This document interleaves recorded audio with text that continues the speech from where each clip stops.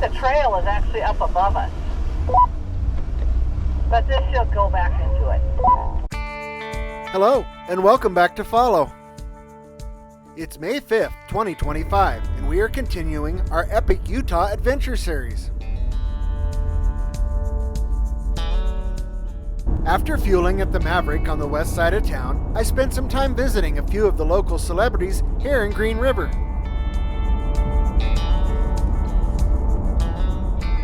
These iconic vehicles were parked in front of the fire station, and it quickly became obvious they were only running a skeleton crew on this rainy day.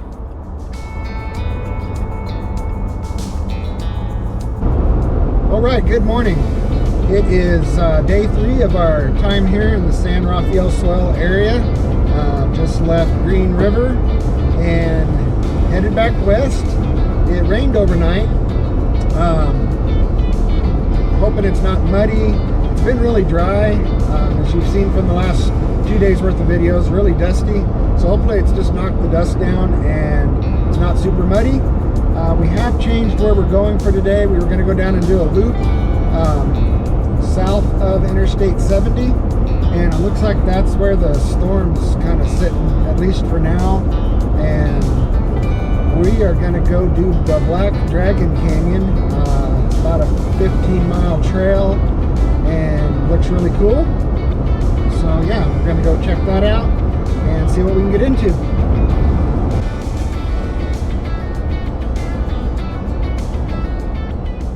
Not yet highlighted in our previous 3 videos is where Highway 24 intersects Interstate 70 towards Hanksville, Utah.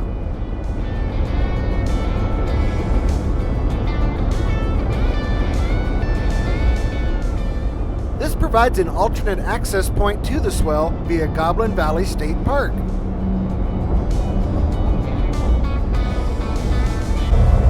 Alright, as we come around this corner here, across the San Rafael River. It's not much of a river. In fact, I think it's dry right now. Pretty far up here. But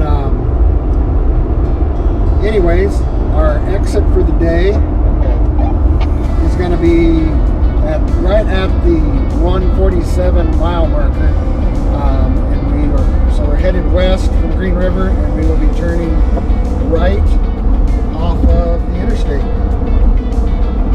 Black Dagon Trail. Should be fun.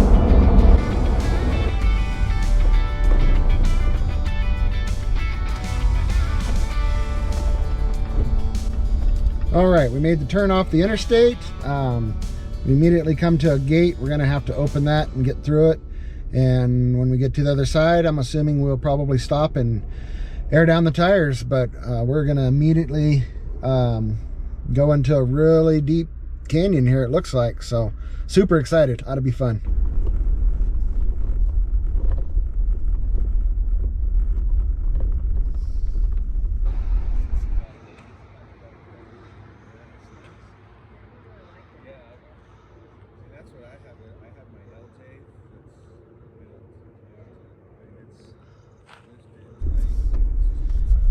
All right, so we're all aired down and on the move.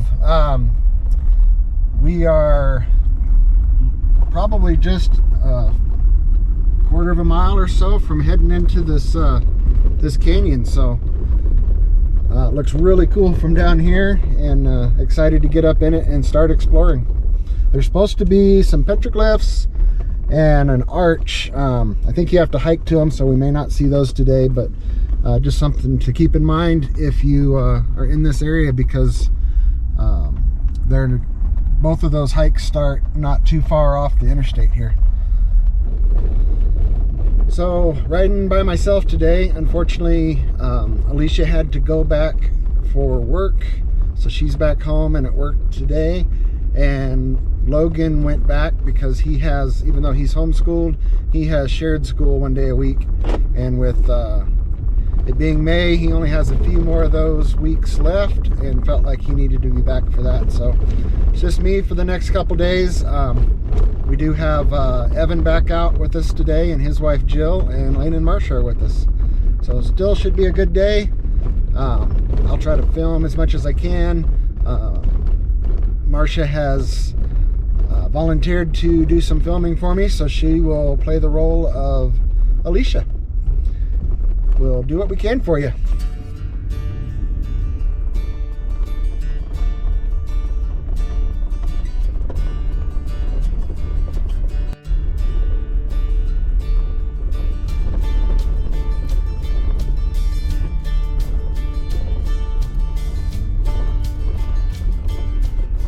This is BLM Route 647.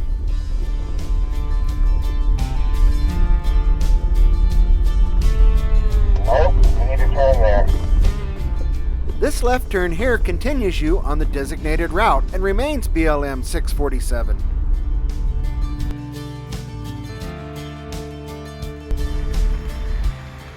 Our path now is the actual wash bottom, and we soon enter the mouth of this massive canyon.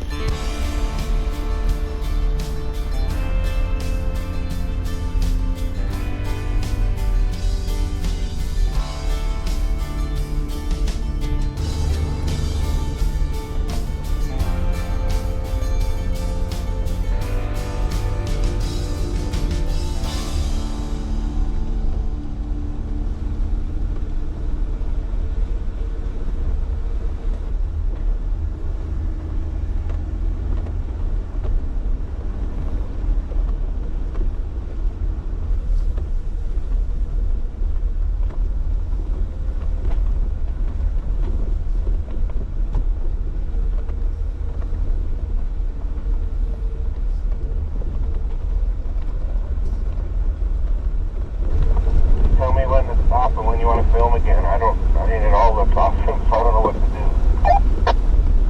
do. Yeah, I'll holler at you if we need you to stop.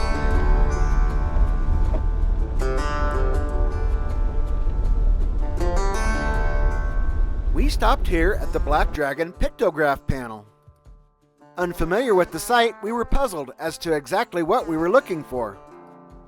We stayed behind the wooden barrier as well, which made it difficult to see anything significant. Research after the fact took me to the Bureau of Land Management website, and they explained the site as follows, and I quote, "A mysterious red pictograph panel lies within the Black Dagon Wash in the San Rafael Swell. Within a fenced area, visitors may view several elongated human and animal-like pictograph images attributed to the ancient Barrier Canyon culture. Stylistic different Fremont petroglyphs are located adjacent to the Barrier Canyon pictographs. In the past, someone chalked the outlines of the pictograph images, a practice now known to irreparably damage fragile rock art resources. The person chalking the images combined several figures into what appears as a dragon-like image. This dragon gives the canyon its name.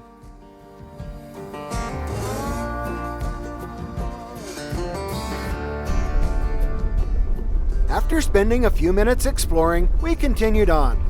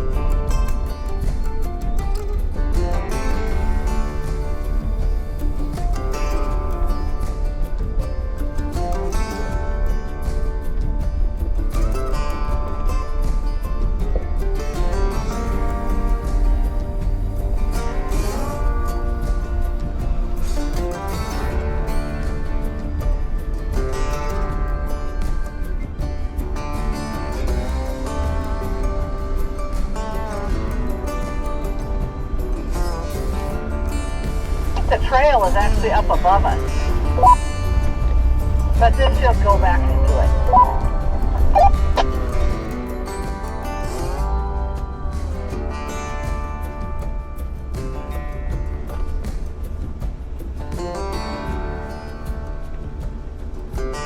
Jared, I may not be very good at this leading. Hey, it just adds to the adventure.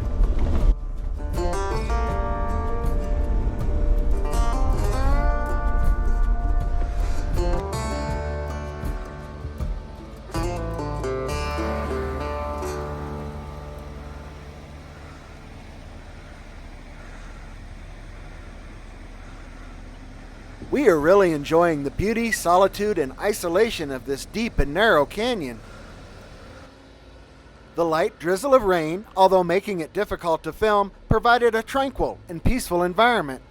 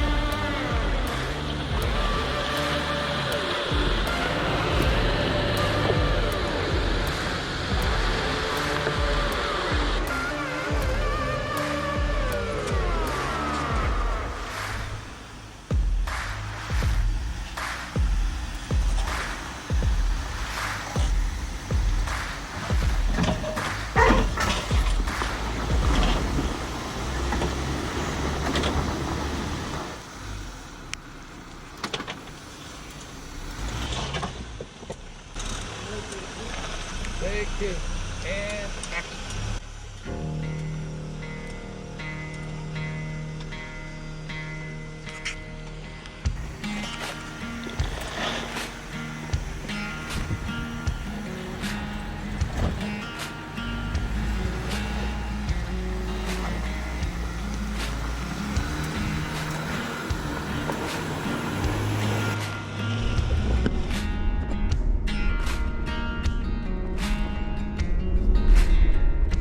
The obstacle Lane and I just traversed is optional, as there is a bypass. With that said, Onyx rates this trail as a 4, which is moderate. Any four-wheel drive vehicle with a decent amount of ground clearance should have no issues.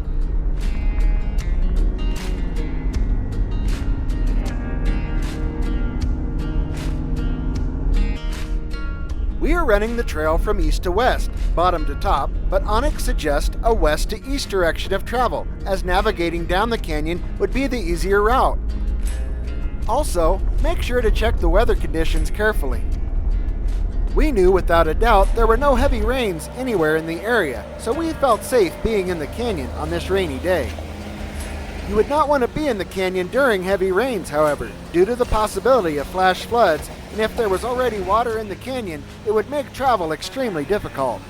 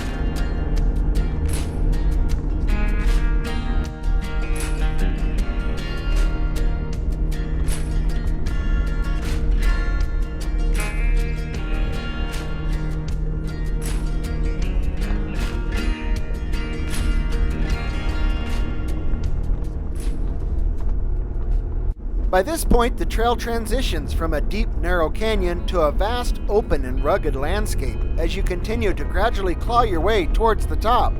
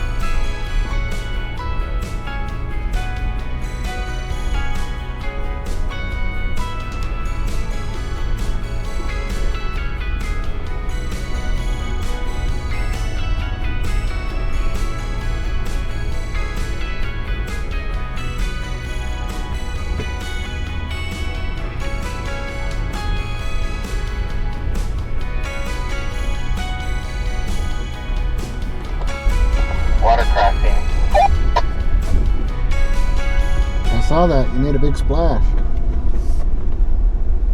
We snorkeled right over it.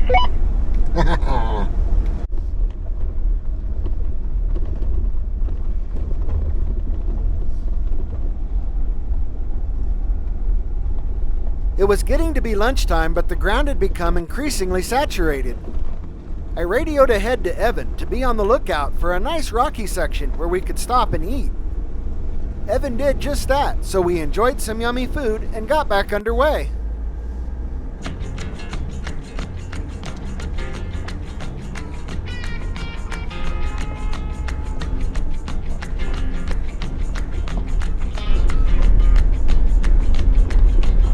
Looks like that storm moved north on us.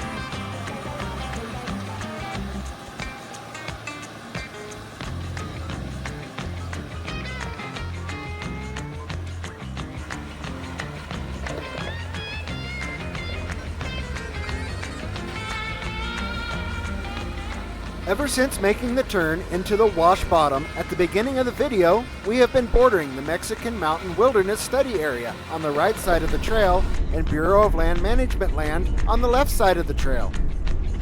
Speaking of burrows, check out this fine specimen.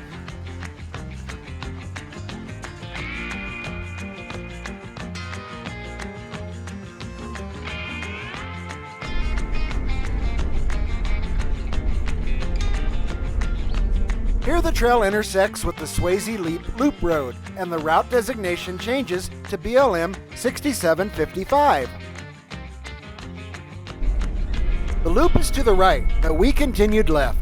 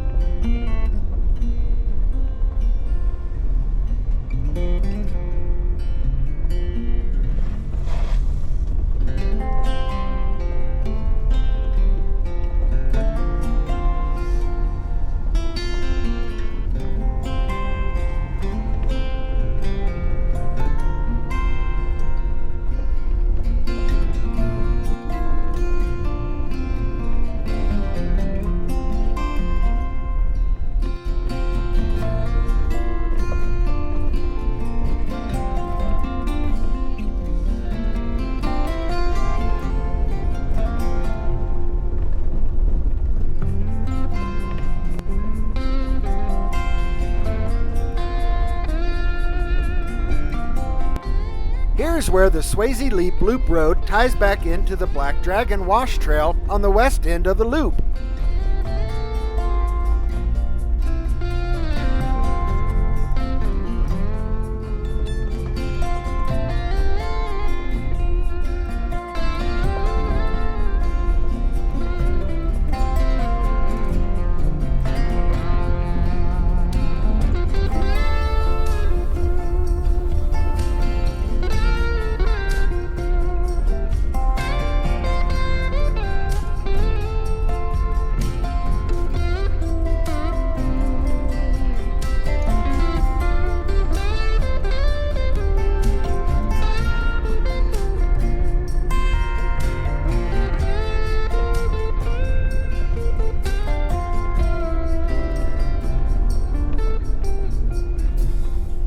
It's a little after 1 o'clock, so we're only halfway through our day. However, it's the end of this video. We will pick back up in our 5th and final episode of this series and show you all of the adventures we encountered the rest of this epic day. Our total off-highway miles today were 13.6, with a total elevation gain of 2,188 feet, beginning at 4,276 feet and ending at 6,464 feet above sea level. As a reminder, this is video 4 in a series of 5 we will be sharing of our time spent while in Utah. As new videos in the series are uploaded, I will provide links in the descriptions of each video to the other episodes in the series. Is this the intersection? Yeah, I think so. I'm watching the map. It looks like I'm doing right. We hope you have enjoyed following along. Please continue to like, share, comment, and subscribe. Thanks for watching.